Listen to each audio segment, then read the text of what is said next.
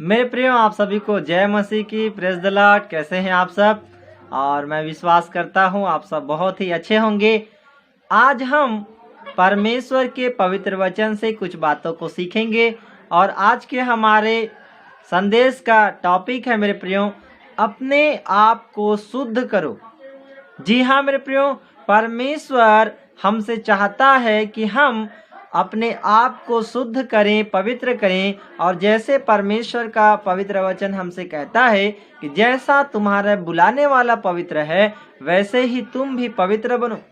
हम शुद्धता का महत्व इस बात से समझ सकते हैं कि जब परमेश्वर ने नूह से कहा, उत्पत्ति 7 अध्याय उसके दूसरे पद जब हम पढ़ते हैं तो परमेश्वर ने नूह से कहा कि तुम जो शुद्ध पशु पक्षी है उसके साथ साथ जोड़े लेना, लेकिन जो अशुद्ध है उसके 2-2 जोड़े तुम लेना।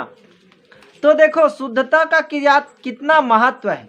जो शुद्ध पशु और पक्षी है उसका 7 जोड़ा, लेकिन जो अशुद्ध है उसका मात्र 2 जोड़ा। मेरे प्रियो, हम जितना ज्यादा अपने आप को शुद्ध करेंगे, पवित्र करेंगे, उतना ज्यादा वैल्यू, महत्व परमेश्वर बढ़ाएगा और उतना ज्यादा हम परमेश्वर की उपस्थिति में बढ़ते जाएंगे।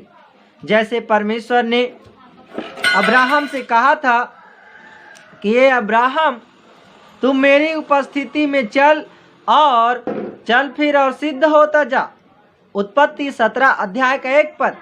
मेरे प्रियो, ये परमेश्वर की उपस्थिति हमारे जीवन में कब आ पाएगा? जब आप और हम अपने जीवन को शुद्ध करेंगे, पवित्र करेंगे, क्योंकि परमेश्वर पवित्रता में वास करता है। जैसे 1 कुरिन्थी 3 का 16 उसमें हम पढ़ते हैं ना, वहाँ परमेश्वर का पवित्र वचन यही कहता है कि क्या तुम नहीं जानते कि तुम्हारी देह पवित्र आत्मा का मंदिर है, परमेश्वर का मंदिर पवित्र है और वह तुम हो। तो मेरे प्रियो, जब हम अपने आप को पवित्रता में बनाए रखेंगे, जब आप और हम पवित्रता में बढ़ते जाएंगे, परमेश्वर का प्रेजेंस हमारे जीवन में ऑटोमेटिकली बढ़ते जाएगा। और जब परमेश्वर की उपस्थिति हमारे जीवन में बढ़ती जाएगी तो हम सिद्ध बलवान तो होते चले जाएंगे। लेकिन दुष्ट यही नहीं चाहता है मेरे प्रियो कि आप और हम परमेश्वर की उपस्थिति में, परमेश्वर की प्रेजेंस में हम बने रहें। इसलिए वो शैतान आपको और हमको परमेश्वर की उपस्थिति से, उसकी संगति से हमें दूर ले जाने का प्रयास करता है। और हमारे सामने ये 3 बातें आकर खड़ा हो जाता है, व्यक्ति, वस्तु और परिस्थिति। ध्यान से सुनिए, मुझे सुनने वाले हर एक प्रियजन, हमारे सामने 3 समस्या आ खड़ा हो जाता है, व्यक्ति, वस्तु और परिस्थिति। ये तीनों, व्यक्ति, वस्तु और परिस्थिति, हमें परमेश्वर की उपस्थिति में बढ़ने से रोकता है, हमें परमेश्वर के प्रेजेंस में जाने से रोकता है। व्यक्ति के रूप में कोई भी हो सकता है ना, आपके पति, आपके पत्नी, आपके परिवार, कोई भी, एनीबॉडी वंस मोर, कोई भी हो सकते हैं। और वस्तु के रूप में कुछ न कुछ रुकावट वस्तु के रूप में हो सकता है, जैसे आपका मोबाइल हो सकता है, ज़्यादा टीवी देखना हो सकता है, कुछ भी वस्तु हो सकता है।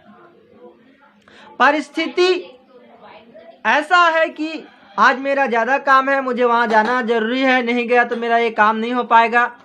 ऐसे परिस्थिति क्रिएट हो सकती है जो हमें परमेश्वर की उपस्थिति में जाने के लिए रोकता है।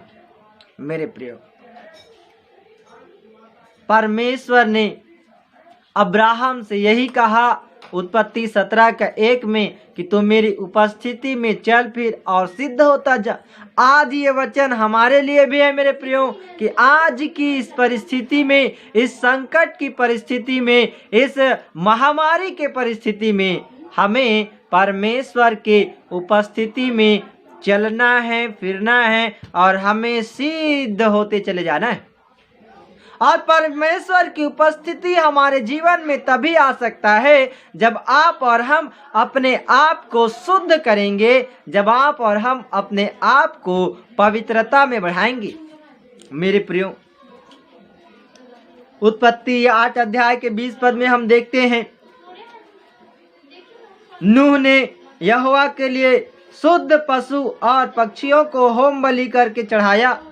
पर नूह ने यहोवा के लिए शुद्ध पशु और पक्षियों को होम बलि के लिए चढ़ाया, अशुद्ध को क्यों नहीं चढ़ाया? क्योंकि परमेश्वर शुद्धता को पसंद करता है, पवित्रता को परमेश्वर पसंद करता है। और इसीलिए तो हमें ये वचन वहां लेकर जाता है, उस रेफरेंस में लेकर जाता है जब आप और हम पढ़ते हैं रोमियो 12 अध्याय उसके 1 और 2 पद। वहां परमेश्वर का पवित्र वचन कहता है, इसलिए है मेरे भाइयों, मैं तुम्हें परमेश्वर की दया स्मरण दिलाकर कहता हूँ कि अपने आप को, परमेश्वर को, अपने शरीरों को जीवित, पवित्र और भावता हुआ करके बलिदान चढ़ाओ, यही तुम्हारी आत्मिक सेवा है। तो हमें परमेश्वर को अपने शरीरों को जीवित, पवित्र और भावता हुआ करके बलिदान चढ़ाना है। और यही जब हम परमेश्वर को अपने आप को चढ़ा देते हैं, यही परमेश्वर के लिए एक आत्मिक सेवा है। मेरे प्रियो, परमेश्वर का वचन लय व्यवस्था 11 अध्याय के 44 पद में कहता है, अपने को शुद्ध करके पवित्र बने रहो। और भजन संहिता 73 का 1 वचन कहता है, शुद्ध मन वालों के लिए परमेश्वर भला है। मेरे प्रियो, यदि आप शुद्ध मन के रहेंगे, यदि आप और हम शुद्ध मन के रहेंगे, तो शुद्ध मन वालों के लिए नंबर 1 परमेश्वर भला है। और जब हम पढ़ते हैं मत्ती रचित सुसमाचार उसके 5 अध्याय और उसके 8 वचन, वहां कहता है, धन्य है वे जिनके मन शुद्ध हैं, क्योंकि वे परमेश्वर को देखेंगे। जब आपका और हमारा मन शुद्ध होगा मेरे प्रियो, नंबर 1 परमेश्वर हमारे लिए भला होगा, नंबर 2 हम परमेश्वर को देखेंगे। शुद्ध मन वाले ही परमेश्वर को देख सकेंगे। और परमेश्वर की उपस्थिति पवित्रता में वास करता है। मेरे प्रियो, इसीलिए जब आप और हम पढ़ते हैं भजन संहिता 51 अध्याय को, वहां पर हम एक घटना को देखते हैं कि जब दाऊद बत्शेबा के पास गया था और व्यभिचार करके वो अपने आप को जब अशुद्ध कर डाला था, तब जब नातान नबी ने उसको चिताया कि ए दाऊद, तूने जो किया है वो सही नहीं किया है, तूने परमेश्वर की दृष्टि में गलत किया है। तब भजनकार दाऊद भजन संहिता 51 में ये प्रार्थना करता है। उसके भजन संहिता 51 का 2 अध्याय, 51 का 2 पद, 7 पद और 10 पद को हम पढ़ते हैं। 10 पद में कहता है, हे मेरे परमेश्वर, मेरे अंदर शुद्ध मन उत्पन्न कर, मेरे अंदर स्थिर की आत्मा उत्पन्न कर। और उसके आगे 2 और 7 में कहता है, तेरे जूफा से मुझे शुद्ध कर तो मैं पवित्र हो जाऊंगा। मेरे प्रियो, पवित्रता के महत्व को, शुद्धता के महत्व को दाऊद भी जानता है। और वो दाऊद कहता है, प्रभु मुझ में तो शुद्ध मन उत्पन्न कर। वो परमेश्वर से प्रार्थना कर रहा है, परमेश्वर को पुकार कर कह रहा है, हे प्रभु तू मेरे अंदर शुद्ध मन उत्पन्न कर। क्योंकि उसका जो मन है मेरे प्रियो अशुद्ध हो चुका था। उसने अपने आप को बत्शेबा के चक्कर में अशुद्ध कर डाला था। और इस बात को जब परमेश्वर ने उसे नातान नबी के द्वारा चिताया, ये दाऊद अपने आप को प्रार्थना करता है कि प्रभु तू मेरे अंदर शुद्ध मन उत्पन्न कर। मेरे प्रियो, पहला कुरिन्थी 5 अध्याय का 7 पद यही कहता है कि तुम अपने अंदर से पुराने खमीर को निकालकर अपने आप को शुद्ध करो और एक नया गुथा हुआ आटा बन जाओ। मेरे प्रियो, ये पुराना खमीर क्या है? ये पुराना खमीर, पुराना मनुष्यत्व, पुराना आदत, पुराना चाल चलन, स्वभाव को हमें निकालना है, त्यागना है, जो हमें भ्रष्ट करता है। इस भ्रष्ट आचरण को त्याग कर हमें एक नया गूथा हुआ आटा बन जाना है। कहने का मतलब हमें नए मनुष्यत्व को धारण कर लेना है, हमें नया बन जाना है मेरे प्रियो। और हम पढ़ते हैं दूसरा कुरिन्थी 7 अध्याय उसके 1 पद में कहता है, हम अपने आप को शरीर और आत्मा की सब मलिनता से शुद्ध करें। मेरे प्रियो, आप और हम अपने आप को, देखो मलिनता कहाँ है? शरीर में भी है और आत्मा में भी है। आत्मा और शरीर की मलिनता को हमें शुद्ध करना होगा मेरे प्रियो। और जब आप और हम अपने आप को शुद्ध और पवित्र करेंगे, तब परमेश्वर का वचन दूसरा तीमुथियुस 2 अध्याय के 21वें पद में कहता है, यदि कोई अपने आप को शुद्ध करेगा तो वह आदर का पात्र और पवित्र ठहरेगा और स्वामी के काम आएगा। Praise the Lord. मेरे प्रियो, जब आप और हम अपने आप को शुद्ध करेंगे, आप और हम एक आदर के पात्र कहलाएंगे और पवित्र ठहरेंगे और स्वामी के काम आप और हम आएंगे। ये स्वामी हमारा परमेश्वर है, उसके काम आप और हम आएंगे जब आप और हम अपने आप को शुद्ध करेंगे, जब आप और हम अपने आप को पवित्र करेंगे मेरे प्रियो। और मैं एक वचन कहकर समाप्त करना चाहता हूँ। पहला यूहन्ना 1 अध्याय का 7 पद कहता है, यीशु का लहू हमें सब पापों से शुद्ध करता है। Praise the Lord. मुझे सुनने वाले हर एक प्रियजन, हम अपने आप को शुद्ध और पवित्र खुद से नहीं कर सकते, लेकिन परमेश्वर प्रभु यीशु मसीह का लहू हमें सब पापों से वो शुद्ध करता है, वो पवित्र करता है। इसलिए आज हमें यीशु के लहू को अपने शरीर में लगाने की जरूरत है और कहने की जरूरत है कि प्रभु यीशु, तू अपने लहू से मुझे धोकर शुद्ध कर और पवित्र कर। इब्रानी 10 अध्याय का 22वां पद कहता है, अपनी देह को शुद्ध जल से धुलवा कर परमेश्वर के समीप जाएं। मेरे प्रियो, मरकुस 7 अध्याय का 15, 18, 20 जब हम उस वचन को पढ़ते हैं, 7 अध्याय 15 से जब आगे पढ़ते हैं, वहाँ कहता है कि जो मुंह से निकलता है वह मनुष्य को अशुद्ध करता है।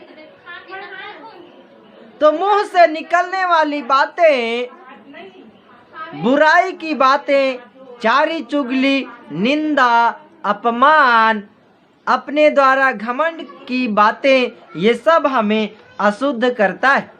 इसलिए हम अपने जीवन से अशुद्ध करने वाली बातों को आप और हम अपने जीवन से निकालें और अपने आप को शुद्ध करें, पवित्र करें। और जब हम पवित्रता में बढ़ेंगे, परमेश्वर की उपस्थिति में हम बढ़ेंगे, और जब हम परमेश्वर की उपस्थिति में चलेंगे मेरे प्रियो, आप और हम सिद्ध होते जाएंगे।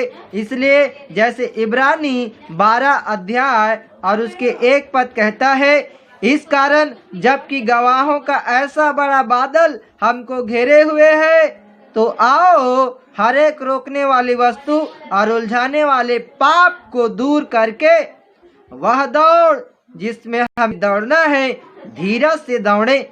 मेरे प्रियो, ये गवाहों का बादल जब हमको घेरे हुए है, प्रभु यीशु मसीह का आगमन निकट है, हम तमाम प्रकार के गवाही हम लोगों के द्वारा सुन रहे हैं। और ये गवाहों का बादल जो हमें घेरे हुए, तो अब इस समय में हमें क्या करना है? इस समय में कहता है हर एक रोकने वाली वस्तु और उलझाने वाले पाप को दूर करके वह दौड़ जिसमें हमें दौड़ना है, धीरज से दौड़ने। फिर वही बात इस वचन में भी आ रहा है, रोकने वाले वस्तु और उलझाने वाले पाप। तो ये रोकने वाली वस्तु क्या है? जो हमें परमेश्वर के प्रेजेंस में जाने से रोकती है। और ये उलझाने वाले पाप क्या है? जो हमें पाप में उलझा कर रखा है, परमेश्वर की उपस्थिति में नहीं जाने दे रहा है, हमें शुद्ध होने नहीं दे रहा है। आज इन वचनों के द्वारा अपने आप को जांचें, अपने आप को परखें। और जैसे हमने सीखा आज परमेश्वर के वचन के द्वारा कि तुम अपने आप को शुद्ध करो, पवित्र करो, नया गुथा हुआ आटा बन जाओ।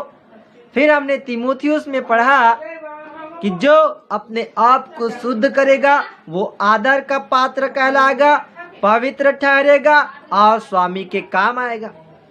जिनके मन शुद्ध होंगे वो परमेश्वर को देखेंगे, और जो शुद्ध मन के होंगे परमेश्वर उनके लिए भला है। मेरे प्रियो, तो आज ये समय है कि हम अपने आप को शुद्ध करें, अपने आप को पवित्र करें।